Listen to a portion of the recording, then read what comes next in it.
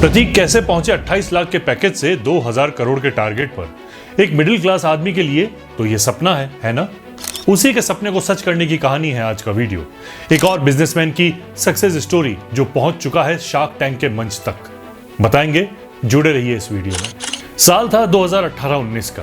प्रतीक दिल्ली से सटे गुड़गांव की एक कंपनी में जॉब करते थे। साल का 28 लाख का पैकेज था। एक दिन अचानक मन बना लिया कि अब नौकरी नहीं करनी है, अब बस अपने घर लौटना है। लेकिन क्या वो 28 लाख का पैकेज छोड़ के बिजनेस करना आसान था या उल्टे मुंह की खाई? कैसे बना ये बिजनेस करोड़ों का? कैसे जुड़ी कंपनी की को फाउंडर ऐश्वर्या प्रतीक के साथ में? प्रतीक उत्तर प्रदेश की राजधानी लखनऊ में पैदा हुए। नौकरी छोड़ के वो अपने शहर लौट आए। उन्होंने जॉब छोड़ने से पहले डिसाइड कर लिया था कि वो बिजनेस करेंगे।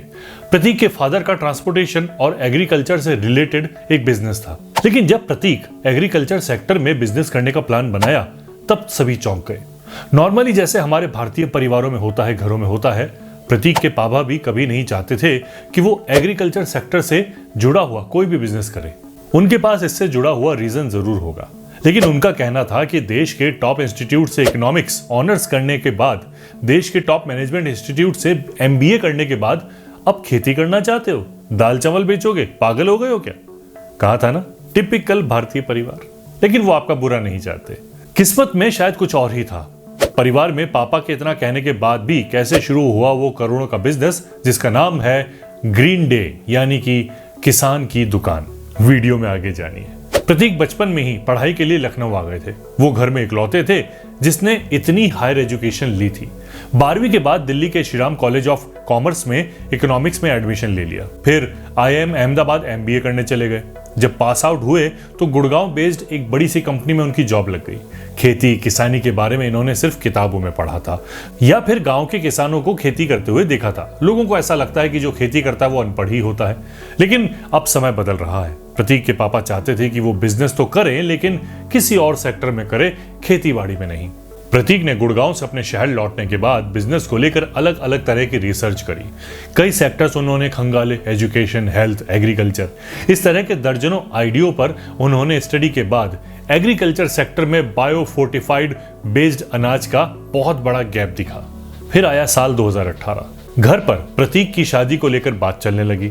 सबको यही लग रहा था कि अब तो जॉब भी छोड़ दी है, शादी में दिक्कतें आएंगी। लेकिन जब अपनी होने वाली पत्नी ऐश्वर्या से मिले तो दोनों ने अपना फ्यूचर प्लान एक दूसरे के साथ शेयर किया। बात बन गई। प्रतीक की पत्नी ऐश्वर्या ने मुंबई से फूड एंड न्यूट्रिशन की पढ़ाई करी थी। शादी के बाद दोनों सीतापुर चले गए, लखनऊ के पास में। मुंबई से सीतापुर आसान नहीं था। वहां दोनों करीब 4 साल तक रहे। बिजनेस करना इतना आसान थोड़ी होता है, वो भी शादी के जस्ट बाद, वो भी जब पति पत्नी दोनों एक ही बिजनेस से जुड़े हों और अभी अभी शुरू ही हुआ हो। दोनों ने वेयर हाउस में कई रातें गुजारी। उसी में एक तरफ अनाज की बोरियां भरी होती थी, लेकिन यही स्ट्रगल तो बाद में आपको सफलता देता है। यहां एक और दिक्कत हो गई, वो थी किसानों का बायो फोर्टिफाइड सीड्स यानी कि बीज के लिए उनको मनाना। धीरे धीरे प्रतीक ने किसानों से मिलना शुरू किया। किसानों का कहना था कि हमें तो भैया अनाज उगाने से मतलब है, नॉर्मल बीज हो या बायो फोर्टिफाइड। इसके बाद प्रतीक एग्रीकल्चर के स्टूडेंट्स और एग्री साइंटिस्ट के साथ मिलकर सीड्स पर टेस्टिंग करने लगे। इसमें करीब 2 साल का वक्त लगा। 2 साल तक टेस्टिंग करते करते प्रतीक को फाइनेंशियल झटके भी मिल रहे थे और उस पर से शुरुआत में बिजनेस करने के लिए तकरीबन 40 लाख रुपए की जरूरत थी। सेविंग्स के करीब 20 लाख रुपए तो उनके पास थे।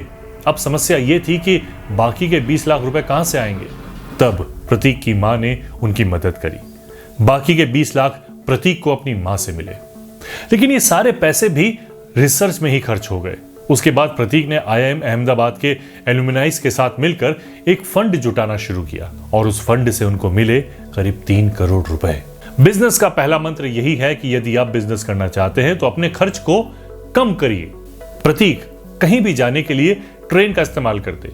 लोगों को बड़ा अजीब लगता था कि जो व्यक्ति, जो आदमी, जो बिजनेसमैन 30 देश घूम चुका हो, वो ऐसी लाइफ जी रहा है। लेकिन लोगों को आपका सपना, आपका विजन नहीं दिखता, इसलिए चुपचाप अपने विजन पर काम करते रहिए।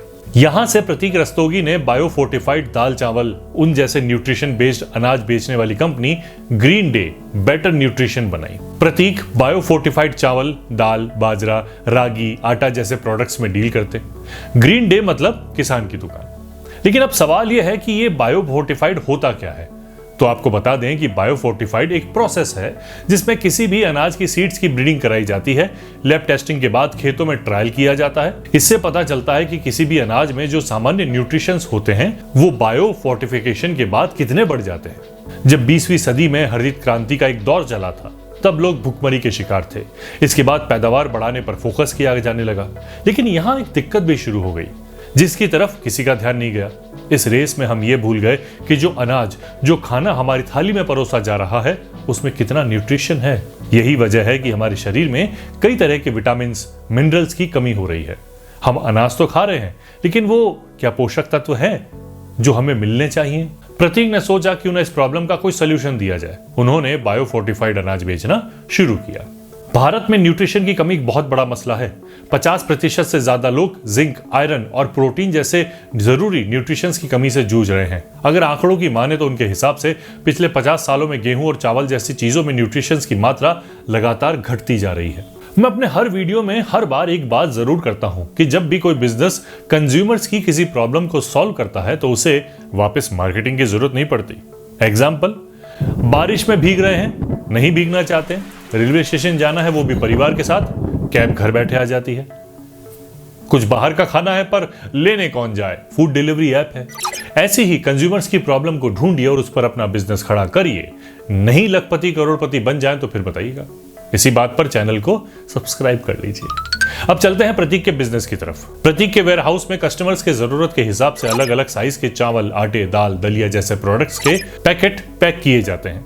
लखनऊ से 100 किलोमीटर दूर है उनका गांव सीतापुर। प्रतीक मूल रूप से वहीं के रहने वाले हैं। इसी जगह के किसानों के साथ मिलकर ये लोग बायोफोर्टिफाइड खेती करते हैं। करीब 1000 एकड़ में ये खेती होती है। 700 से ज्यादा किसान जुड़े हुए हैं, यानी अपने बिजनेस से लोगों को एक पैसा कमाने का मौका भी इन्होंने दे दिया है। फसल को प्रोसेस करने के बाद लखनऊ में पैकेजिंग और फिर कस्टमर्स तक उसे पहुंचाया जाता है। अब क्योंकि ऑनलाइन का जमाना है, हर कोई घर बैठे हेल्दी ग्रेन्स मंगवाना चाहता है। प्रतीक अपने प्रोडक्ट्स ऑनलाइन ई-कॉमर्स और क्विक कॉमर्स प्लेटफॉर्म पर भी सेल कर रहे हैं। देश के 25 शहरों में अभी इनकी सर्विस है। इसके बाद यहां से एक नया मोड़ आया प्रतीक के ब्रांड में। प्रतीक ने सोचा कि अगर ब्रांड है तो कोई ब्रांड एम्बेसडर भी होना चाहिए। कुछ लोगों ने सजेस्ट किया कि बैडमिंटन खिलाड़ी पीवी संधू को अप्रोच करो, लेकिन प्रतीक को लगा कि इतनी बड़ी सेलिब्रिटी है, वो लोग इस तरह के ब्रांड के साथ क्यों जुड़ेंगे, क्यों मार्केटिंग करेंगे। लेकिन जब प्रतीक ने उन्हें अपना विजन शेयर किया तो पीवी संधू मान गई, कंपनी की ब्रांड एम्बेसडर भी बन गई। इसके बदले पीवी संधू को कंपनी के शेयर्स दिए गए। आज की डेट में प्रतीक का टारगेट अर्बन कंज्यूमर है, लोग इसे खरीद भी रहे हैं। इतने स्ट्रगल का नतीजा ये रहा कि अब हर रोज 1000 के करीब ऑर्डर्स आ रहे हैं। मेहनत कभी बेकार नहीं जाती, बस वो मन से की जाए, परिणाम को सोचे बिना की जाए। अब 50 से ज्यादा लोगों की टीम है, 700 से ज्यादा किसान हैं और सालाना 1200 करोड़ का बिजनेस है। ये थी आज की सक्सेस स्टोरी। उम्मीद है इससे आपको मोटिवेशन मिलेगा और आप भी अपना कोई बिजनेस शुरू करना चाहेंगे। अगर आप अपना कोई बिजनेस शुरू करना चाहते हैं और इस तरह की बिजनेस मोटिवेशन और सक्सेस स्टोरी सुनना चाहते हैं तो इस चैनल को सब्सक्राइब करना न भूलें।